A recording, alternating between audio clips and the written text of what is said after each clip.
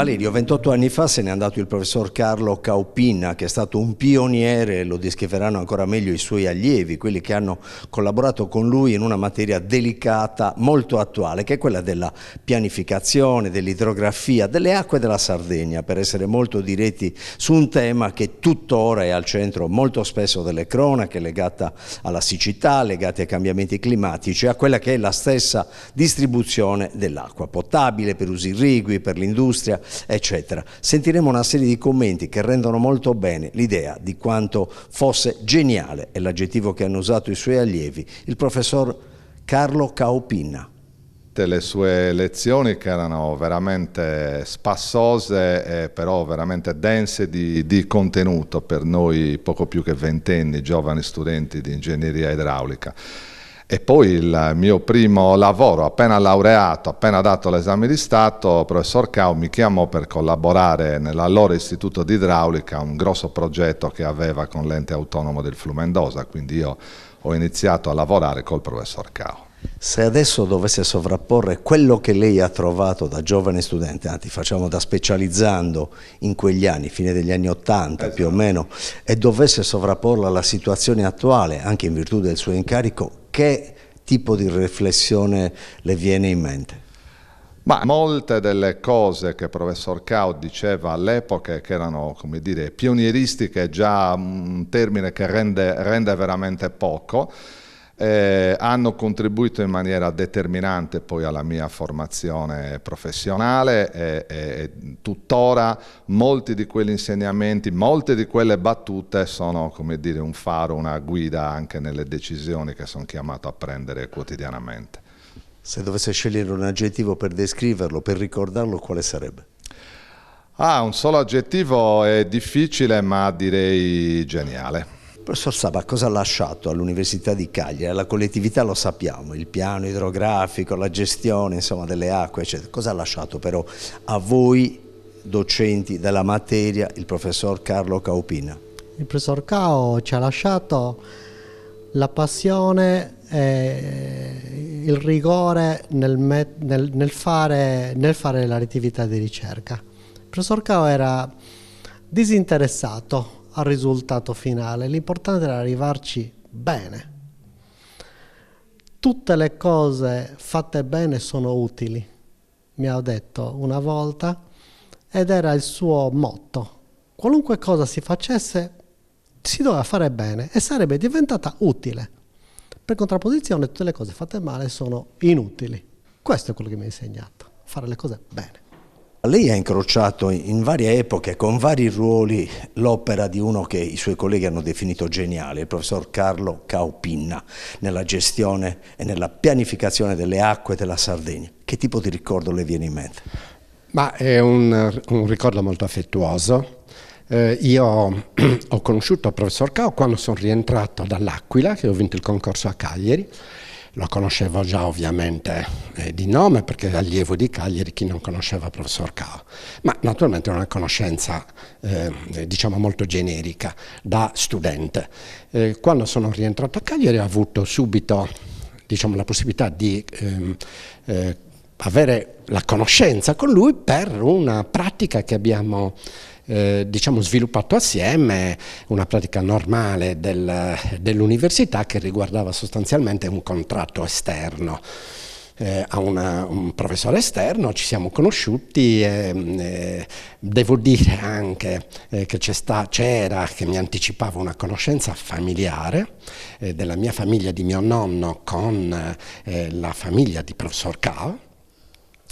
E da lì ci siamo conosciuti, ovviamente istituti diversi, non abbiamo avuto una frequentazione, che viceversa lo è diventata quando io sono stato nominato subcommissario per l'emergenza idrica in Sardegna. E in quell'occasione mi viene da sorridere perché pensai subito di fare una commissione tecnica che valutasse tutti gli interventi sui progetti dell'emergenza idrica che dovevamo esitare. Erano, ricordo bene, 640 miliardi di lire. Feci una commissione e naturalmente pensai immediatamente a professor Cao, a professor Binaghi e all'ingegner Mulas. E naturalmente era una commissione ricordo questo, lo racconto perché è molto... Di cinture nere, no? Questi tre ingegneri. Fatto una commissione di cinture nere che è stata il mio asso nella manica. Naturalmente non avevo faccia un po' di chiedere al professor Cao perché era un coinvolgimento a titolo in quel momento gratuito, non avevo nessun riferimento per poter compensare questo lavoro, che era un lavoro importante perché mi dovevano coordinare, insomma, da un punto di vista tecnico 630 miliardi, 640 miliardi di lavori. E quando lei lo dice, senta professore, io non tanto la faccia di chiederle questo, la sua disponibilità, perché dovrei fare una commissione sull'emergenza idrica, così, e gli ho detto però la faccia non ce l'ho perché purtroppo è una commissione che in questo momento non posso pagarla. Non posso pagare. Mi ricordo che mi guarda e mi disse: quando mamma Regione chiama bisogna rispondere positivamente. Professore, è un ricordo appunto affettuoso, è un ricordo anche scientifico, si passava da quelle che erano le carte, le penne, le mine, anche alla digitalizzazione. Quel tipo di Sardegna, con quel pensiero geniale pionieristico che avete avuto, adesso cosa sfrutta, cosa si è portata appresso? No, guardi, questa è una domanda molto difficile, non le saprei rispondere. Quello che le posso dire è che noi utilizzavamo strumenti che allora nascevano. I primi computer. I computer erano nati già da un po', però insomma non c'erano ovviamente gli sviluppi che ci sono oggi. Però le posso dire una cosa, che noi abbiamo utilizzato appieno l'arma tecnica, della competenza tecnica. E posso dire soltanto questo, che quando le poche volte che ho avuto bisogno di andare all'ufficio Diga a Roma, per sostenere gli interventi dell'emergenza idrica, dopo la prima volta, quando capirono e videro che io avevo dietro professor Cao, l'ingegner Binaghi e l'ingegner Mulas, io ho avuto la strada aperta. Tutto discesa. Non c'erano discussioni sull'aspetto tecnico. Chiudiamo su Carlo Caupinna con un aggettivo, l'ho chiesto anche agli altri suoi colleghi in questa commemorazione a 28 anni dalla scomparsa. Se lei dovesse scegliere un aggettivo, quale sarebbe? Un professore geniale. Che tempi erano quelli in cui lei era collaboratore, era al fianco del professor Caupinna?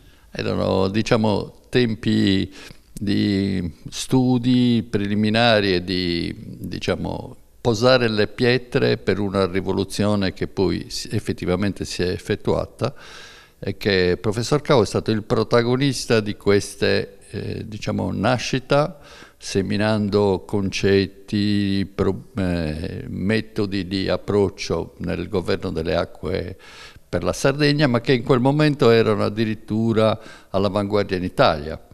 Il piano acque della Sardegna, di cui il professor Cao è stato il regista principale, se non unico, è stato il primo piano acque integrale e multisettoriale realizzato in Italia. Se pensate che è stato, come dire, presentato al pubblico in Sardegna, alla comunità sarda nel 1988, e che la legge sulle autorità di bacino è del 1989. Ecco, quel piano era già costruito come poi ha previsto una legge dello Stato che è stata approvata successivamente. Ecco, prima diceva il figlio del professor Caupinna, il professor Cao, Jaime, diceva che voi lavoravate in tempi in cui la scienza andava con la penna, andava con le macchine da scrivere e si iniziavano a intuire i venti della digitalizzazione. Ecco, che tempi sono stati? Sono stati tempi, come ha detto Jaime, pionieristici, nel senso che è vero che fino al giorno prima, nel momento in cui abbiamo cominciato a lavorare con il professor Cao, si lavorava con la penna, ma da quel momento abbiamo lavorato col primo computer dell'Università di Cagliari, che era posizionato proprio qua sotto il famoso centro di calcolo, un IBM 360, con le schede perforate, e abbiamo incominciato a lavorare su quel computer sulla base di un test americano appena uscito nel 1968, 69 e 70, che il professor Cao ha portato nell'Università di Cagliari e ha coinvolto molti allievi, ma poi anche professori che si sono occupati della materia, e sulla base di quel testo americano si è incominciato a fare una programmazione moderna basata su strumenti anche digitali.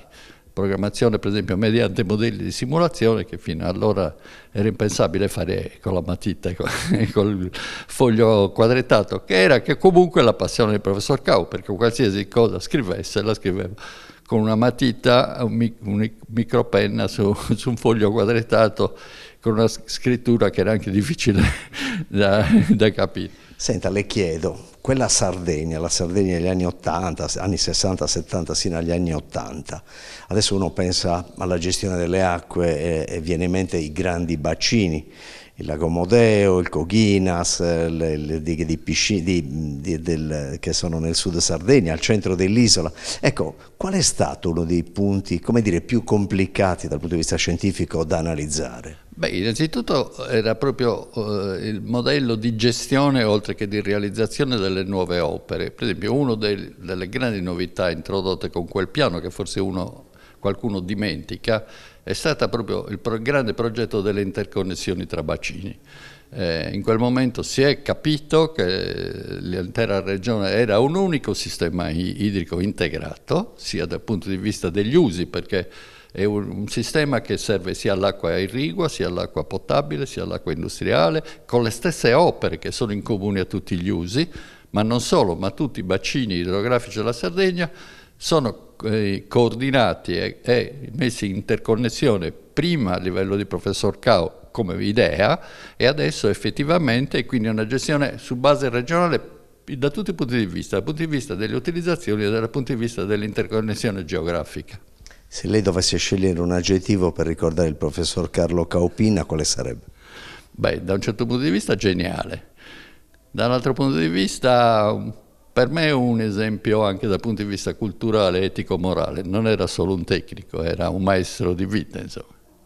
Professore, le riflessioni su quella che è stata l'opera di suo padre, Carlo Caupinna, cioè il disegno dell'idrografia regionale, in tempi in cui era complicato capire quali fossero le necessità, quali le possibilità di stoccare l'acqua, quindi un bene primario per l'industria, per i cittadini, per l'allevamento e l'agricoltura. Ecco, a 28 anni dalla sua scomparsa, lei come lo ricorda? Grande lavoratore, che faceva degli orari stranissimi. Io ricordo che come dire, raramente riuscivo a cenare con lui. Viceversa il pranzo alle 3 del pomeriggio si riusciva ad averlo insieme alle 3 del pomeriggio. Ricordo, ripeto, una figura che diede l'anima per l'università, per il territorio. E in particolare ricordo che questo studio sull'idrologia superficiale della Sardegna fu uno studio della fine degli anni 80 particolarmente impegnativo, a cui peraltro partecipai anch'io in modo molto, molto modesto. Da studente o da ricercatore? No, nel passaggio tra il liceo, la fine del liceo e l'inizio dell'università, diedi una mano in quei 2 mesi prima di iniziare a fare lo studente universitario, e ricordo che questo fu uno studio particolarmente apprezzato perché, come forse molti ricorderanno, negli anni 60, anche 70, insomma, riempivamo d'estate le vasche con l'acqua, perché spesso e volentieri l'acqua mancava. Le vasche da bagno, nelle proprie abitazioni. Vasche da bagno nelle proprie abitazioni. A valle di questo studio ci fu una pianificazione di interventi che, diciamo, sanò in modo sistematico questo problema e, insomma, fortunatamente non li abbiamo più dovuti riempire. Ecco, se lei ricorda, insomma, qual è stato il passaggio più complicato? Quale area della Sardegna richiese a suo padre una riflessione scientifica particolarmente accurata? Ma questo in specifico non lo ricordo. Io ricordo che fu uno studio dove si cercava di passare da tutte le informazioni che erano su carta, stiamo parlando, ripeto, della fine degli anni 80, a informazioni che dovevano essere digitalizzate. E quindi era necessario che queste informazioni di tutta la Sardegna, pluviometriche e via discorrendo, venissero rese a disposizione su macchine, su computer, di allora naturalmente, per poter essere elaborate in modo puntuale per raggiungere l'obiettivo desiderato di pianificazione delle risorse idriche. Quanto è attuale il pensiero del professor Caupinna? Io non sono un ingegnere idraulico, quindi non sarei capace di darne una definizione puntuale, però durante questa giornata ci sono 3 dei suoi allievi più un subcommissario alle risorse idriche che allora firmò appunto un incarico in particolare. Parliamo del professor Fadda. Parliamo del professor Fadda. Lei è un ingegnere legato molto alle tematiche aerospaziali, a quelle che sono i passi avanti dai mattoncini su Marte, a quelle che sono state le prospettive per ricavare i combustibili a quanti sono? Migliaia di chilometri, centinaia di migliaia di chilometri dalla Terra. Ecco, se deve fare, come dire, una analisi di quella che è la situazione delle risorse idriche in Sardegna, così da cittadino ma anche da tecnico, cosa direbbe? Onestamente mi sembra di poter dire che la situazione sia abbastanza tranquilla nel momento in cui il livello delle precipitazioni si mantiene entro certi livelli.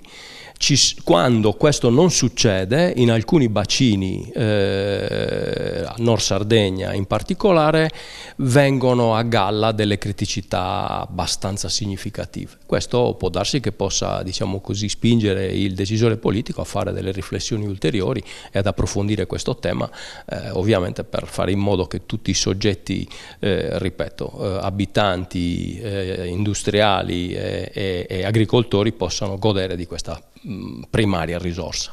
Non posso non approfittarne e chiederle di Artemis, in 30 secondi che balzo è? È un evento fondamentale per proseguire questa attività spaziale dell'intera umanità. È una missione che per la prima volta non vede solo la NASA coinvolta, ma vede anche altri soggetti. Questo fa pensare che domani per l'esplorazione dello spazio profondo sia necessario mettere davvero insieme delle risorse, perché altrimenti i costi diventano quasi insopportabili per un singolo paese, ancorché grande come gli Stati Uniti. E quindi chiudiamo con questo nel fare gli auguri e il ricordo e la commemorazione al professor Carlo Caupina. Grazie davvero per essere stati qui.